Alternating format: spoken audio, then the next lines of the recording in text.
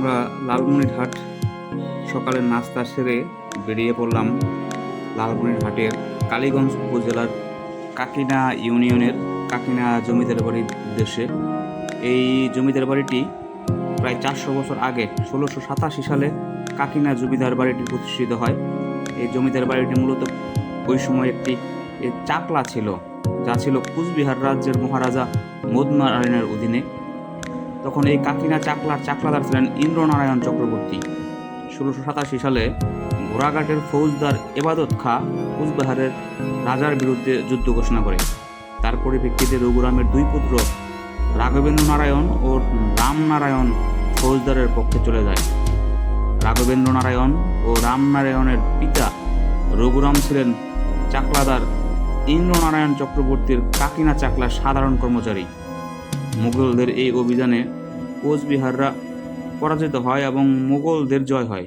তখন তারা চাকলাদার ইন্দ্রনারায়ণ চক্রবর্তীকে চাকলাদার থেকে বহিষ্কার করেন। তারপরে রঘুরামের দুই পুত্র রাঘবেন্দ্র নারায়ণ পরগনা 62 ও রামনারায়ণকে পরগনা কাকিনার চৌধুরী নিযুক্ত করেন। আর এরই মধ্যে ইন্দ্রনারায়ণ চক্রবর্তী কাকিনার চাকলাদারি শেষ হয়ে রামনারায়ণের মাধ্যমে কাকিনা জমিদার বাড়িটি প্রতিষ্ঠিত হয়। পরবর্তীতে এই কাকিনা জমিদার বাড়ির জমিদার বংশধররা দীর্ঘদিন জমিদারি করার পর এই জমিদার বাড়িটির পতন ঘটে। এই জমিদারির পতনের পিছনের যেই কারণ ছিল তার মধ্যে অন্যতম ছিল তার অতিমাত্রায় জৌলস এবং অধিক পরিমাণে তার বিলাসী জীবনযাপন। এই সকল কারণেই 1925 সালে জমিদারি নিলাম হয়ে যায়। এরপর থেকেই এই কাকিনা জমিদার বাড়ির আনুষ্ঠানিক পরিসমাপ্তি ঘটে। এক সময়ের এই সম্ভ্রান্ত এবং রাজস্বিক জমিদার বাড়িটি কালগর্ভে বিলীন হতে শুরু করে। যেখানে এক সময় শক্তিশালীভাবে তারা এই জমিদার স্টেটটি পরিচালনা করতেন, তারাই এক সময় এখান থেকে বাধ্য হয় দার্জিলিংয়ে চলে যেতে, এবং যে বছরে তিনি দার্জিলিংয়ে চলে যান ওই বছরই তার সেখানেই মৃত্যু ঘটে। 1939 সালে এই জমিদারের জমিদারিত্ব শেষ হয় এবং তিনি মারা যান।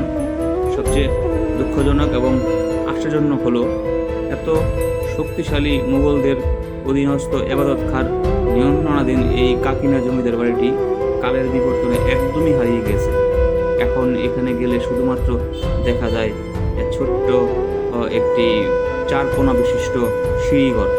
আসলে যেই ভবনটি তখনকার ছিল জমিদার ভবন বা তাদের বাসস্থান, যেখানে লস্করতৈয় বা অন্যান্য ব্যক্তিবর্গ বসবাস করতেন, কালের বিবর্তনে আজ তার কিছুই অবশিষ্ট নেই। শুধু রয়েছে একটি দিঘি, তাছাড়া আর এখানে দেখার মতো কিছুই নেই। কাকিনা জমিদার বাড়ির অবিশ্বাস্য অংশ দেখলে মনের অজান্তেই অত্যন্ত আবেগীয় হয়ে ওঠা যায়।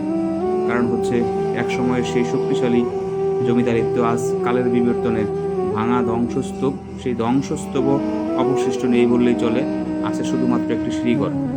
এই কাকিনা জমিদার বাড়িটি একটি মহাবিদ্যালয়ের পাশেই।